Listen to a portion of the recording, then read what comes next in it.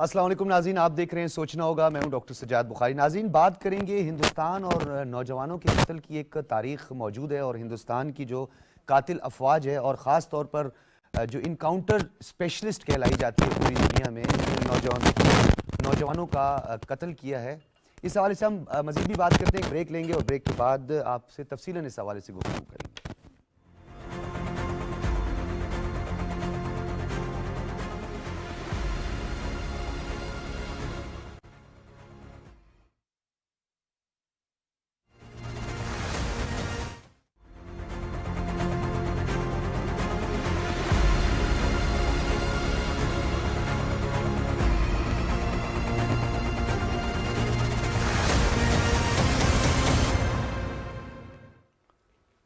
السلام علیکم ناظرین، آپ دیکھ رہے ہیں سوچنا ہوگا. میں ہوں ڈاکٹر سجاد بخاری. ناظرین، ہم بات کر رہے تھے کشمیری نوجوانوں کے حوالے سے اور جو بھارتی افواج ہیں، یعنی جنہیں ہم انکاؤنٹر اسپیشلسٹ کے نام سے یاد جاتے ہیں، بلکہ ہم نہیں پوری دنیا میں ان کا تعارف یہ ہے کہ یہ انکاؤنٹر اور فالس فلیگ آپریشن کے بڑے ماہر ہیں. اور انہوں نے ایک اور بھونڈی حرکت کی ہے. پوری دنیا میں ہزیمت اور رسوائی کا سامنا کرنا پڑا ہے. سب سے پہلے ذکر کریں گے مصطفیٰ کا، جسے 2003 میں صبح اسکول جاتے ہوئے سرحد غلطی سے اس نے پار کی، اسے گرفتار کیا. اس کے بعد 18 سال اس پہ تشدد کیا، اسے شہید کر دیا گیا. اس کے بعد اسی افواج نے غلطی سے ایل او سی کراس کرنے والے 5 نوجوان جو کہ جڑی بوٹی کی تلاش میں تھے، انہیں گرفتار کر کے ان کو دہشت گرد ڈکلیئر کر کے with the help of Indian media انہیں بھی شہید کر دیا گیا. اور یہ جو نوجوان ہیں، ان کا نام آپ کے سامنے ضرور رکھیں گے. محمد فیض ولد منگٹا ان کا نام ہے، شیر افضل ولد نور عالم، صدیق ولد تواسلین اور غلام رسول ولد خان ولی، یہ اور سرفراز ولد حافظ اللہ. ان کی عمر 40 سال تھی، یعنی 33 سے 40 درمیان، اور ایک نوجوان کی عمر 26 سال تھی. انہیں شہید کر دیا گیا. یہ نہ صرف ہندوستان کا میڈیا بلکہ آر ایس ایس کے غنڈے جو فوجی لباس میں ملبوس یہ سب کچھ کر رہے ہیں، ان پر ایک پراسرار اور ایک مجرمانہ خاموشی بین الاقوامی دنیا نے کیوں اختیار کی ہوئی ہے. اس کے لیے کیا حکمت عملی ہونی چاہیے، اس پہ بات کریں گے. اور پروگرام کے دوسرے حصے میں ہم بات کریں گے جو غیر ملکی اور غیر قانونی مقیم ہیں پاکستان میں، ان کے لیے صرف 3 دن رہ گئے ہیں اور حکومت نے جو سینٹرز قائم کیے ہیں انہیں مزید متحرک کر دیا گیا ہے اور 31 اکتوبر تک نہ جانے والوں کو ملک بدر کر دیا جائے گا. دوسرے حصے میں ہم اس پہ بات کریں گے. اپنے مہمانوں کو کرواتے چلیں. اسلام آباد اسٹوڈیوز میں ناصر علی خان صاحب ہمارے ساتھ موجود ہیں، فارمر انویسٹر ہیں. بہت شکریہ آپ کی تشریف آوری کا. اون شرازی ہمارے ساتھ موجود ہیں، سینئر صحافی، تجزیہ کار. بہت شکریہ. سمیع اللہ خان برکی صاحب ہمارے ساتھ موجود ہیں، اینالسٹ ہیں. اور خیبر پختونخوا کے حوالے سے جو ہے ہمارا جو فوکس ہوگا اس پر بھی ہم بات کریں گے، جو افغان ریفیوجیز کے حوالے سے ہم بات کرتے ہیں. ڈاکٹر شادیہ چیمہ نے ہمیں جوائن کیا ہے اسکائپ سے. آپ بین الاقوامی امور کی ماہر ہیں. ڈاکٹر صاحبہ آپ کا بھی بہت بہت شکریہ. امبیسڈر صاحب، آپ سے گفتگو کا آغاز کرتے ہیں. ہر ملک کی اپنی ایک آئیڈینٹیفیکیشن ہوتی ہے، اس کی اپنی ایک پہچان ہوتی ہے.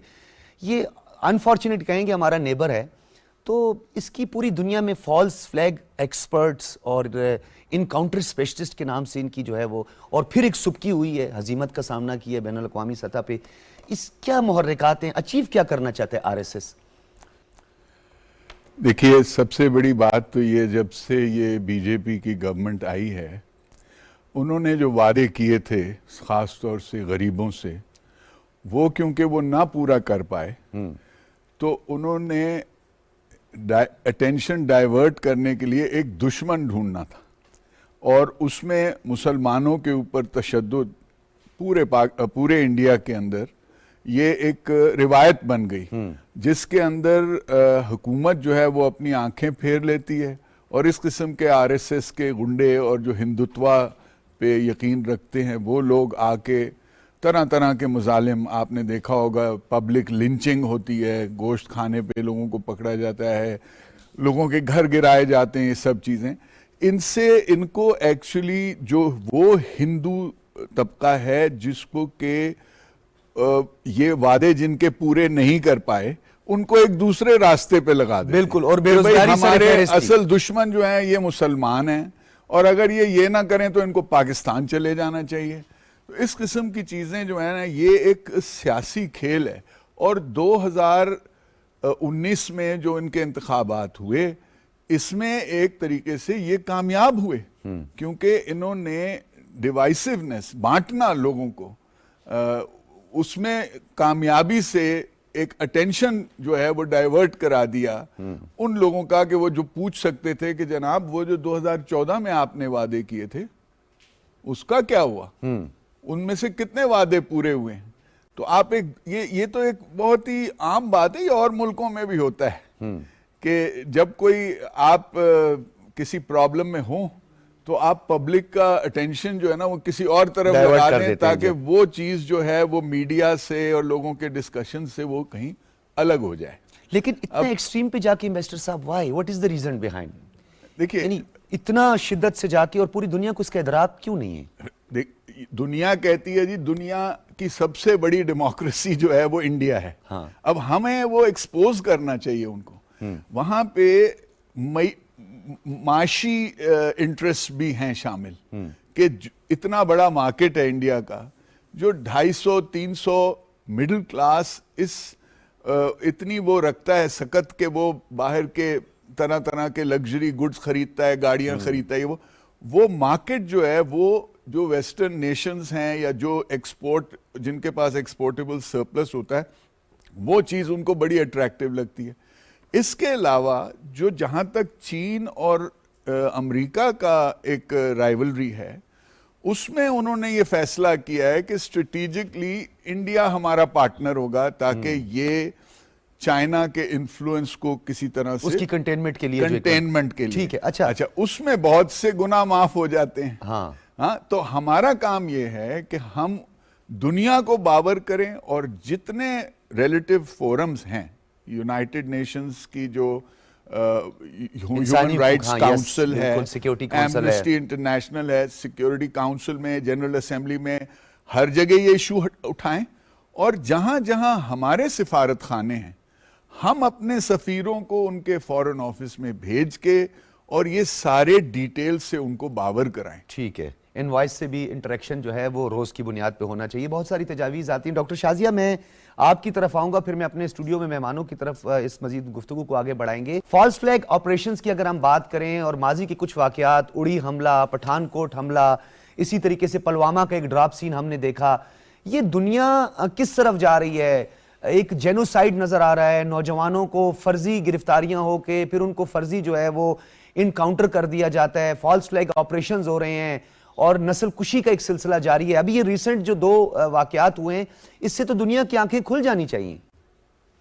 ڈاکٹر صاحب یہ جو انڈیا ماڈل فالو کر رہا ہے یوتھ کو ٹارگٹ کرنے کا, یہ بہت پرانا ہے. یہ زمانہ قدیم سے یہی چلا آ رہا ہے کہ آپ نے اگر کسی قوم کو, کسی آبادی کو, کسی سوسائٹی کو اگر آپ نے ذہنی طور پہ کمزور کرنا ہے تو آپ اس کی یوتھ کو ٹارگٹ کریں. تو اس سے ہوگا یہ کہ جو بچے ہیں ان کے لیے عبرت کا نشان بن جائے گا, اور جو بوڑھے ہیں ان کی ہمت ٹوٹ جائے گی. تو ہمیشہ آپ ٹارگٹ اپنا یوتھ کو رکھیں. یہی ایکسپیریمنٹ ہم اسرائیل میں بھی دیکھتے ہیں کہ ٹارگٹ آپ کا ہمیشہ جوان ہے. آپ اس ہیرارکی میں نہ بوڑھے میں انٹرسٹڈ ہیں نہ بچے میں, آپ جوان میں انٹرسٹڈ ہیں, اور جتنے جوان ہیں آپ ان کے جینوسائیڈ پہ لگے ہوئے ہیں. ایک تو یہ سائیکولوجیکل وارفیئر میں بہت کام آتا ہے کہ بوڑھے جو ہیں جو کہ اپنا ٹائم اب اس بھروسے پہ گزار رہے ہوتے ہیں کہ ان نوجوانوں نے ہمارے لیے کچھ کرنا ہے, بچے جو ہیں وہ دیکھ رہے ہوتے ہیں کہ یہ ہمارا مستقبل ہے.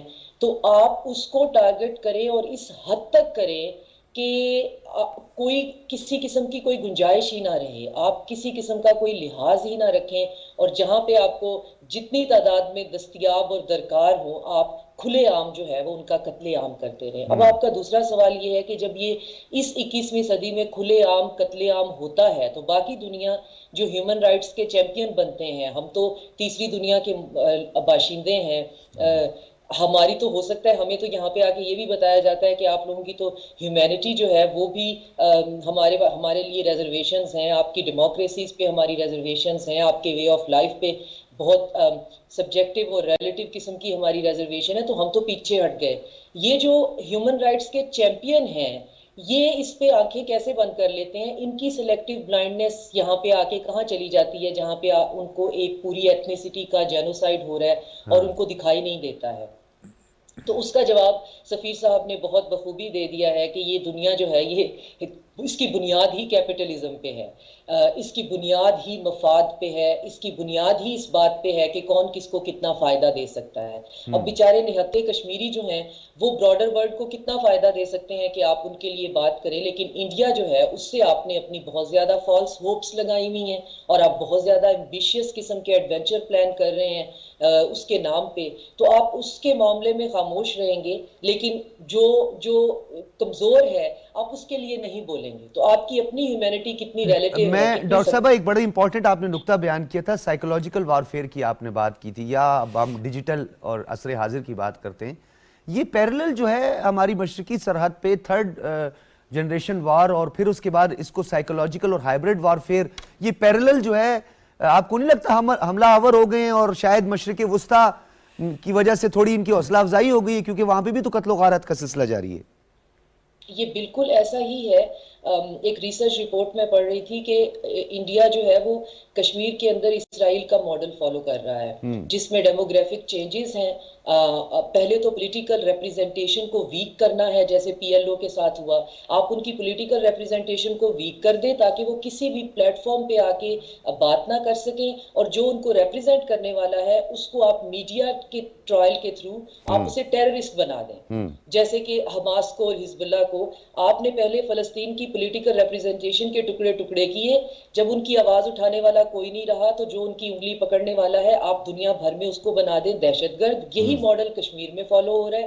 اور پھر دہشت گردوں کے ساتھ کون بات کرتا ہے اور کون نیگوشیٹ کرتا ہے، اور پھر پورے یورپ اور امریکہ میں یہ نیریٹو بیچیں کہ یہ لینڈ ڈسپیوٹ ہے اور یہاں پہ دہشت گرد لینڈ گریبنگ. ڈاکٹر شازیہ میں آپ سے اس میں ایک اور چیز، پھر میں اون شیرازی کی طرف بھی جاؤں گا. زائنسٹ کا عروج تھا، پوری دنیا متحد ہو گئی، کہا جی زائنزم کا عروج آ گیا. پھر اس کے بعد ہم نے وائٹ سپریمیسٹ کو دیکھا، وائٹ سپریمیسی چلتی رہی. اب ہندوتوا کا راج ہے. تو یہ دنیا کے لیے کوئی ایجنڈا نہیں ہے، یا یہ دنیا کے لیے کوئی خطرہ دنیا اس کو نہیں سمجھتی ہے؟ اس پہ ایک ٹاک ہو رہی تھی ایک فرینچ ٹی وی پہ، اور بڑی انٹرسٹنگ اس پہ ایک صاحب نے بات کی. انہوں نے کہا کہ یورپ کا اور خاص طور پہ جو وائٹ مینٹیلٹی ہے اس کا مسئلہ یہ ہے کہ جب تک کسی بھی ایتھنیسٹی کے آخری 5 لوگ نہیں بچ جاتے ان کا ضمیر نہیں جاگتا، اور جب 5 بچ جاتے ہیں تو پھر یہ ان پہ ڈاکومنٹریز سے لے کر مین سٹریم فلمیں تک بنانے لگ جاتے ہیں، اور پھر یہ کہنے لگ جاتے ہیں وہ ہم نے تو ریڈ انڈین کے ساتھ بہت ظلم کر دیا، ہم نے تو سلیوری میں یہ کر دیا.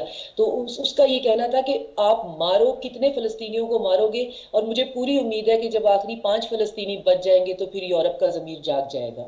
تو میرا نہیں خیال اس سے بہتر جواب کوئی اور دیا جا سکتا ہے. بالکل آپ ٹھیک کہہ رہی ہیں. کہنے کا مطلب یہ ہے کہ یہ نہیں کہا جا سکتا کہ لوگوں کو اویئرنیس نہیں ہے. اسٹیٹ کی پالیسیز جو ہیں وہ بہت بروٹل ہیں، بہت ان ہیومن ہے. عام بندے کو پوری ریئلائزیشن ہے کہ کیا ہو رہا ہے اور کیا نہیں. اچھا، لیکن بدقسمتی سے انفارچونیٹ جو ہے میڈیا کو جس طرح ایک ٹول کے طور پہ استعمال کیا جا رہا ہے. اون شیرازی یہ بتائیے گا، بھارت اپنا جھوٹ بیچ رہا ہے. آج ان 5 نوجوانوں کو جن کا تعلق آزاد کشمیر سے، غلطی سے انہوں نے ایل او سی کراس کر دیا، انہیں ایک فالس فلیگ آپریشن اور ایک انکاؤنٹر کر کے شہید کر دیا گیا.